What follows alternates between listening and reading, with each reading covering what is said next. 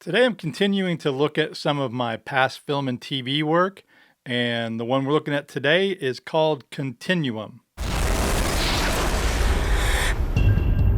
This is a sci-fi show I released back in 2012 and 2014. It had 2 seasons, but recently I remastered it and recut it into a movie, and you can actually watch it on Tubi. But one thing that I never did is release a making of. And so today what I want to show is how we built this really cool spaceship set and what it took to put that together. And at the end of the video, I'll tell you how much we spent on the set and on the actual show. Keep in mind that I shot this back in 2010 on a Canon 7D. It was right at the beginning of the DSLR revolution. But the cameras don't matter. Today you could probably shoot something better with your iPhone, quality-wise. But I gotta say, the footage looks good and still holds up today. I told you, no one else is here. Well, I heard something. This was the set for Continuum. Where am I? Who's in charge here? It's a spaceship that we designed so that we could shoot the series.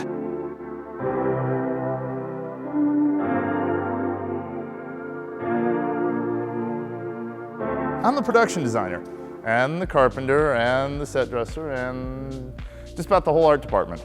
It's part of the world of low-budget filmmaking.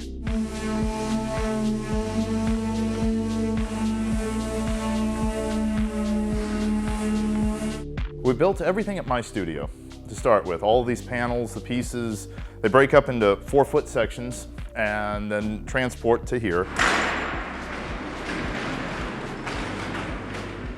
And then we assembled it on the soundstage. This hallway is right at 40 feet.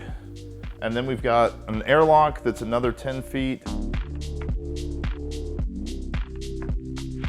And a bridge that's another 12 feet. Mark, 117, take 1. And set. Goodbye, settle, and action dolly. Action Raegen. When we were shooting the bridge and the airlock, those are the only 2 rooms that actually really belong where they're at, because we had the doors open and you would see the long shot down the hallway. Everything else was a neat little trick of movie magic, and we were able to shoot it all from one side without having to constantly move our set around. We shot it all through this door right here. But there's nothing there because it's now down at the bridge. But we were able to double side these doors and build our room here, and then every time you came in and out of the doors, it looked identical no matter where you were in the hallway. And then we just simply added the rooms as we needed them, redressed them. They became the life support, the living quarters, everything except for the bathroom. The shower scene, we shot on a different section of the soundstage so we could actually drain the water out and not flood us out.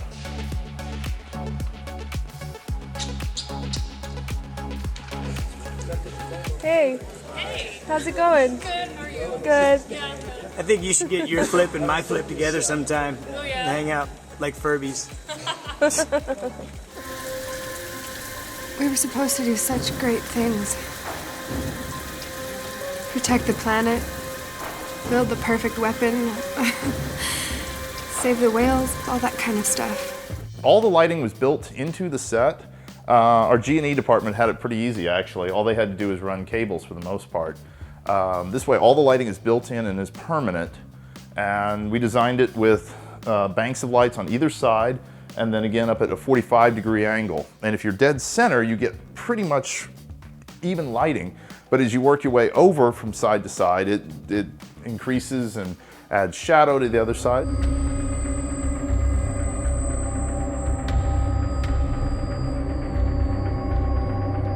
When Blake first showed me the diagram of how he thought everything should be laid out, he then just kind of let me create and make it look spaceship-y.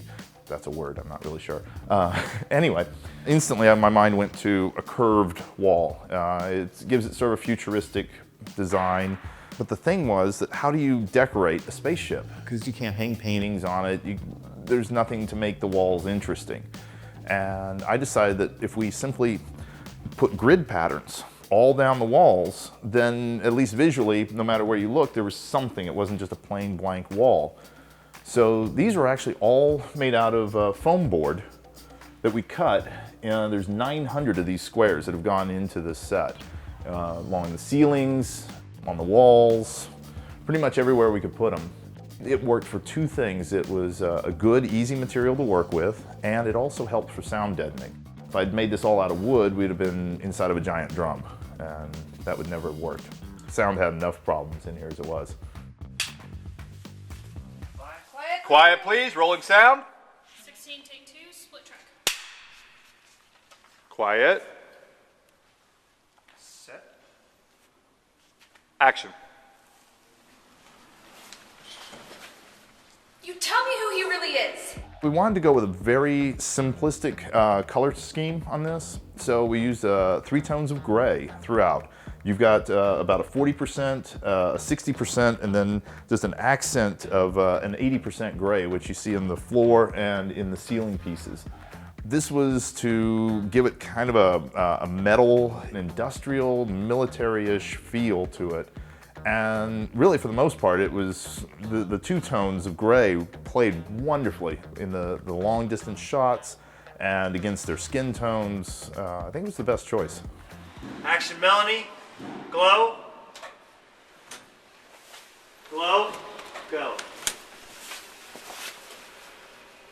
Good. Cut. We carpeted the whole floor to start with, and then we came in with these grates along the bottom just to give it another element. But the great thing about this, is that they are removable. So that when we're in here, all of our electricals for the camera, for the few lights we did have to bring in, anything like that, could simply be brought in from the outside by lifting up one of these. It also gave more room for the camera to shoot, because really this hallway is only 6 feet across at the base and 4 feet across at the ceiling.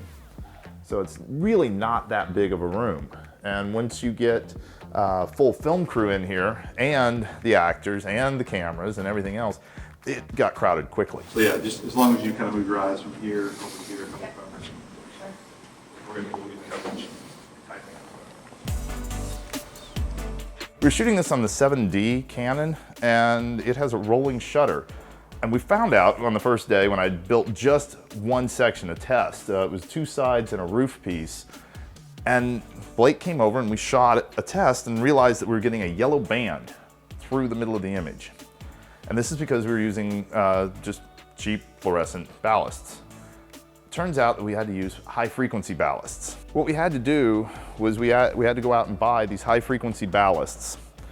And by putting them 2 bulbs into this one bank, it was way too bright.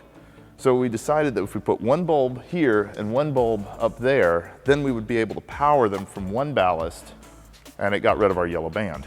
That was the one kicker to the whole thing, was these are $10 fluorescents. That's a $40 ballast. So it sent our costs skyrocketing. An interesting challenge. That was another reason why we went with 1 ballast per 2 lights, because there are 48 of these in the set, and that would have required 48 ballasts, and we just didn't have the money for that.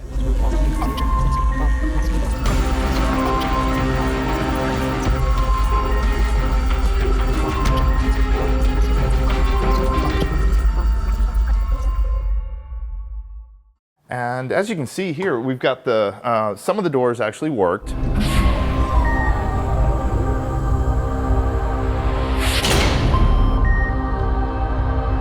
In here is the airlock, and we wanted to make this look a little different from the rest of the ship. And so we decided to paint it all white in here, except for the black markings and the yellow lights. It gave it quite a contrast from the gray, and you could see just a little bit of it through the window for most of the shooting, so it was nice. And then this door worked as well, and we used to have an umbilical cord that went out to the next ship, but we've already gotten rid of the next ship. It's gone, and had to send it back. It was a rental. I tried to keep the set in the studio. I worked that up for several years because it was just really hard to throw it away, but ultimately we had to destroy it. We did keep the bed, the life support bed, for a while, and I kept 3 or 4 sections. I gave it to another filmmaker to keep in his studio, and I think he used it for some music videos and that kind of thing. But ultimately, as you saw in the video, it was a really big set and we couldn't keep it. And so that was sad, but we had to get rid of it.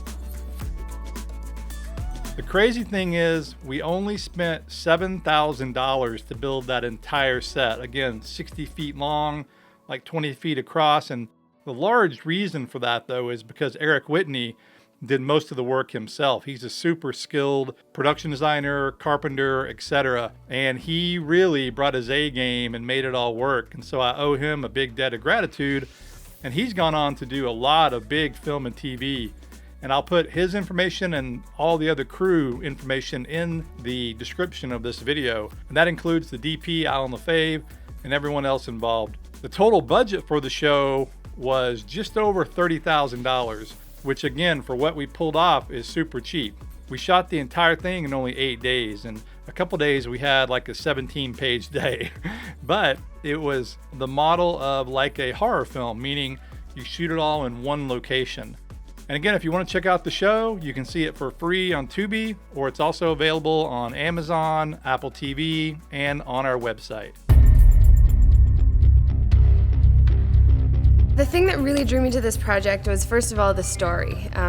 It's a fantastic story about love and trust, and it's also an adventure story. I mean, the cool thing for me, I grew up and I was a Star Trek, Star Wars, Battlestar Galactica. I was that guy. I was, had the Cylon suit, and I thought, the sounds that they made and everything was cool. I'm a huge sci-fi junkie. I love it all, so that was immediately intriguing to me. I've done a lot of television, which is mostly drama and detective, episodic. So it's cool to go into this genre where I've always wanted to do sci-fi. I get right back to what I wanted to do since I was a kid. More than anything, I think just the character of Raegen and who she was. It's a different thing for me to play. I play ingenues, and Raegen's still an ingenue, but she's an ingenue that kicks ass. And that's obviously really fun. She's passionate about what she does. She's a fighter, and she's constantly searching and exploring for truth.